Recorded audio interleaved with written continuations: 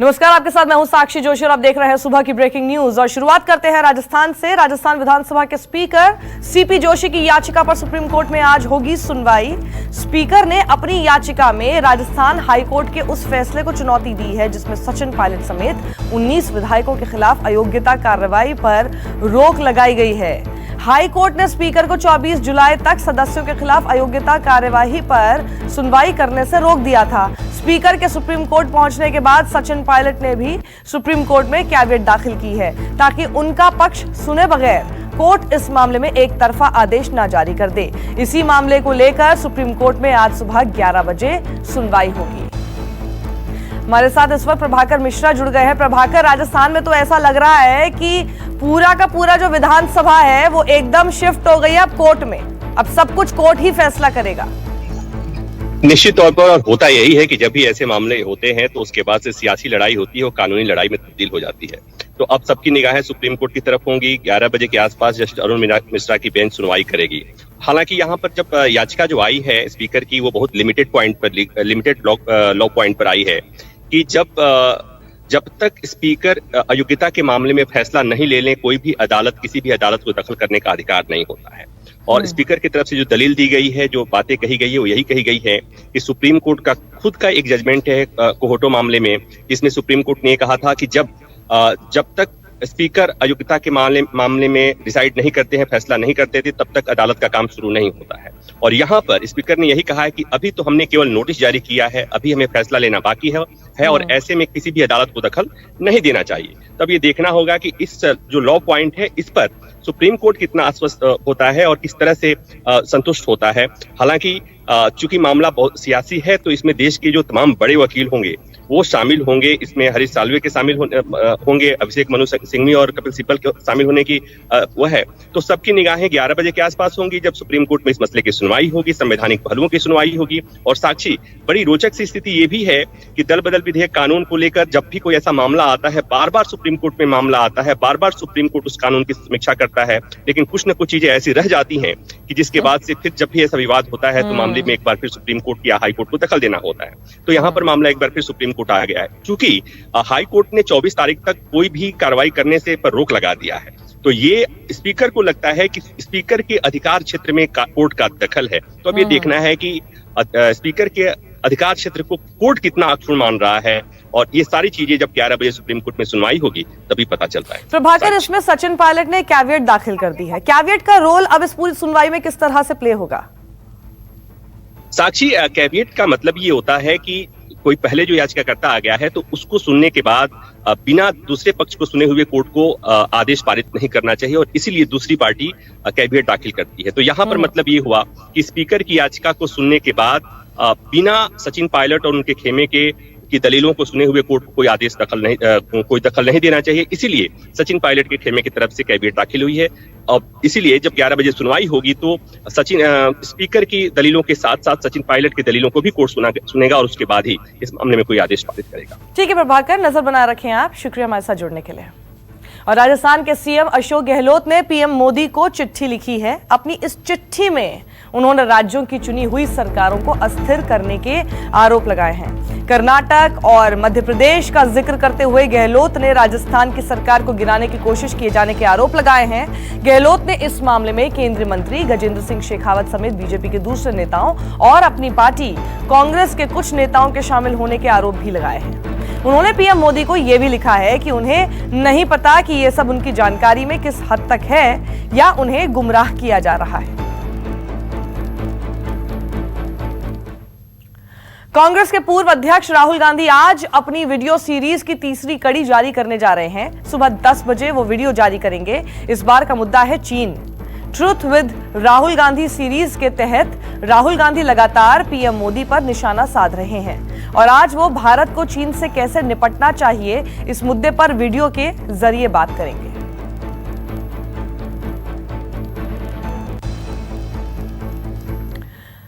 अयोध्या में विवादित ढांचा गिराने के मामले में आज बीजेपी के वरिष्ठ नेता मुरली मनोहर जोशी का बयान दर्ज होगा। सीबीआई की स्पेशल कोर्ट में आज वीडियो कॉन्फ्रेंसिंग के जरिए उनका बयान दर्ज किया जाएगा। इसके बाद कल यानी 24 जुलाई को बीजेपी के वरिष्ठ नेता लालकृष्ण आडवाणी का भी बयान इस मामले में दर्ज किया जाएगा। आडवाणी भी वीडियो कॉन्फ्रेंसिंग के जरिए अपना बयान दर्ज कराएंगे।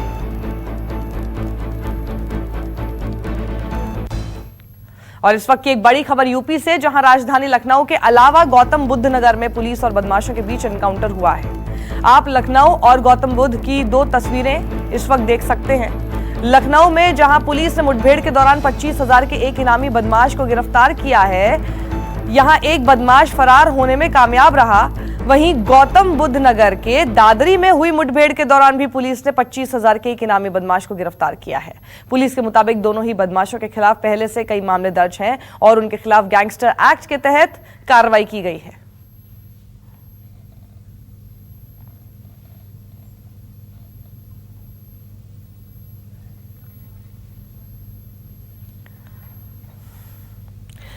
बढ़ते आगे, कोरोना के बढ़ते संक्रमण को देखते हुए भोपाल में फिर लगेगा संपूर्ण लॉकडाउन। 24 जुलाई यानी कल रात 8 बजे से 10 दिन के लिए भोपाल में लॉकडाउन रहेगा। मुख्यमंत्री शिवराज सिंह चौहान ने खुद अपने ट्वीट में इसका जिक्र किया है। लॉकडाउन के दौरान मेडिकल सेवा, सरकारी राशन की दुकान और इमरजेंसी सेवाओं को छोड़कर पूरे शहर के साथ ही सीमाएं भी बंद रहेंगी।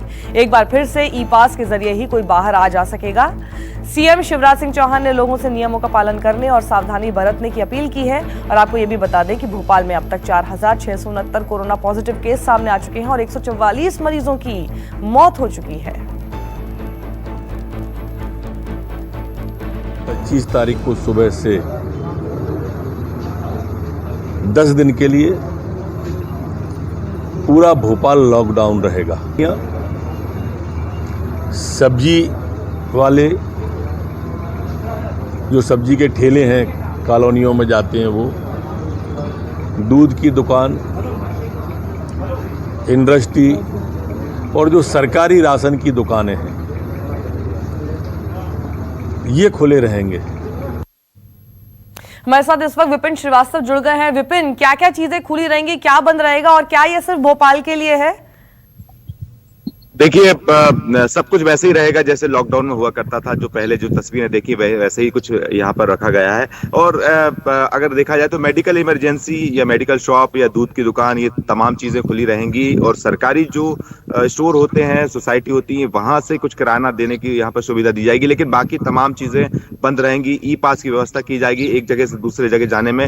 लेकिन ये भोपाल तक अभी सीमित माना जा रहा है, क्योंकि अभी तक ये ऐलान किया गया है कि ये भोपाल में रहेगा, क्योंकि भोपाल में सबसे ज्यादा कोरोना मामले जिस तेजी से बढ़ रहे हैं, उसके बाद ये फैसला लिया गया है। लेकिन आज शाम तक ये भी देखना होगा कि हो सकता है कि सरकार ये भी तय कर दे कि मध्य प्रदेश के उन जिलों में जहां पर कोरोना के आंकड़े लगातार बढ़ते जा रहे हैं, वहां भी फैसला ले सकती है। जैसे कि ग्वालियर चंबल डिवीजन में जिस तरह से भिंड या वहां के इलाके हैं, जहां पर भी फैसला ले सकती है सरकार। या फिर टीकमगढ़, जो बॉर्डर इलाके हैं जहां पर कोरोना का संक्रमण लगातार बढ़ रहा है, जो बाहरी लोग हैं वो यहाँ पर आना जाना जिनका लगा हुआ, उसको लेकर ये फैसला लिया जा सकता है कि कई और जिलों में भी इस तरह का कंप्लीट लॉकडाउन लग सकता है। लेकिन इस बात का फैसला भी आज शाम होते होते तय हो जाएगा। लेकिन भोपाल अब तय है कि कल शाम को 8 बजे तक भोपाल पूरी तरह से इसके बाद कंप्लीट लॉकडाउन होगा। और खास बात, इस बात का ध्यान रखना होगा कि जिस तरह से गृह मंत्री ने कहा है कि 2 दिन हैं लोगों को अपने जरूरी सामान खरीदने के, यानी कि कुछ ऐसे भी संकेत मिल रहे हैं कि मध्य प्रदेश में जो 10 दिन का लॉकडाउन और भी आगे बढ़ सकता है,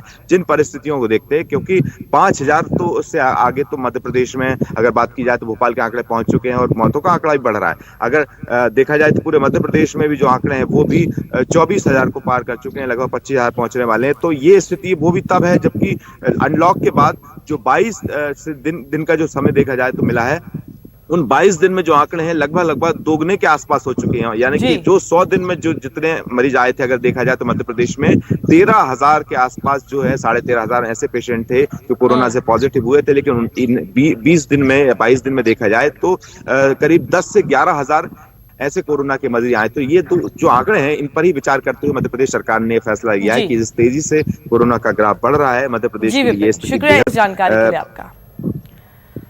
और महाराष्ट्र में कोरोना संक्रमण तेजी से बढ़ रहा है। 24 घंटे में राज्य में रिकॉर्ड 10,576 केस सामने आए, जबकि 280 मरीजों की जान चली गई। हालांकि 5,552 मरीज ठीक भी हुए हैं। महाराष्ट्र में अब संक्रमितों का आंकड़ा बढ़कर 3,37,607 पर पहुंच गया है, जबकि मौत की संख्या बढ़कर 12,556 हो गई है। राज्य में अब तक 1,87,769 मरीज ठीक हो चुके हैं।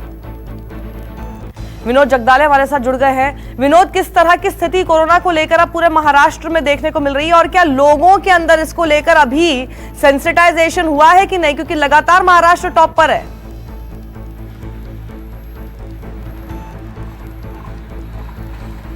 देखिए, महाराष्ट्र लगातार टॉप कर रहा है। 10,000 के ऊपर मामले अब यहाँ पर पहुंच चुके हैं। 10,576 मामले एक दिन में यहाँ पर आए हैं। और साथ ही सबसे बड़ी बात यह है कि एक समय हम कहते थे कि मुंबई में सबसे ज्यादा मामले, लेकिन अब मुंबई को पछाड़ दिया है पुणे जैसे शहर ने। पुणे सबसे एक नंबर पे पायदान पे वहां पर महाराष्ट्र में पहुंच चुका है, जहां पर कोरोना के सबसे ज्यादा मामले हैं।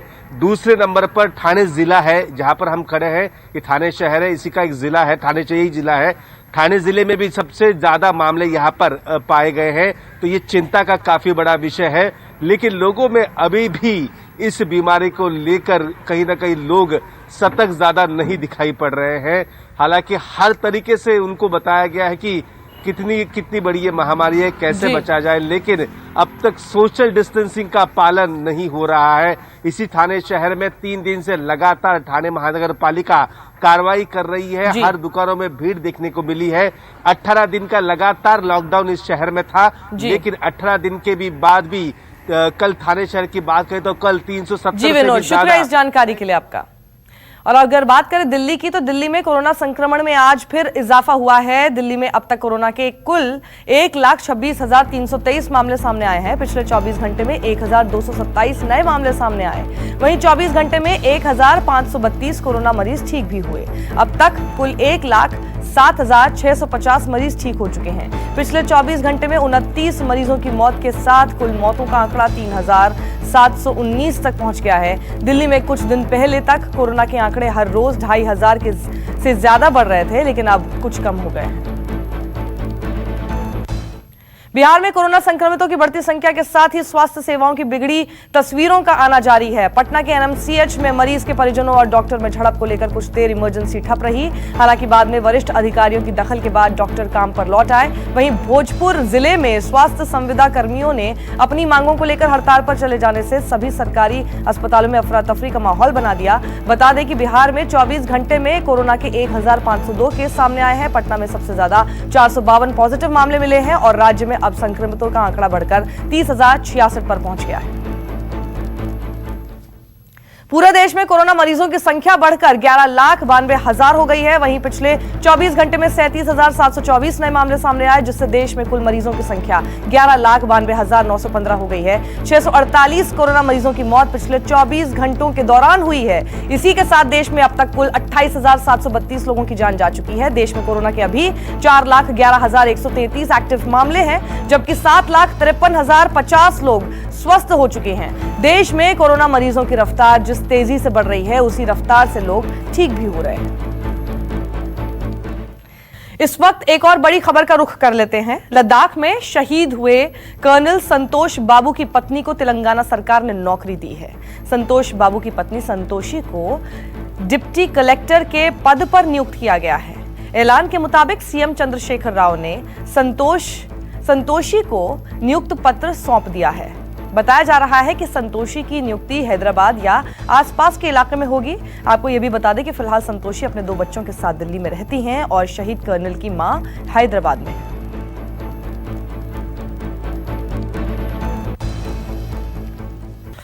तिब्बत में देर रात भूकंप के जोरदार झटके महसूस किए गए। चीन के सरकारी अखबार ग्लोबल टाइम्स के मुताबिक रिक्टर स्केल पर इस भूकंप की तीव्रता 6.6 मापी गई है और इसके चंद घंटों बाद तिब्बत में ही एक बार फिर 4.5 की तीव्रता वाला भूकंप आया। हालांकि अभी तक मिली जानकारी के मुताबिक भूकंप से किसी तरह के नुकसान की कोई खबर नहीं है।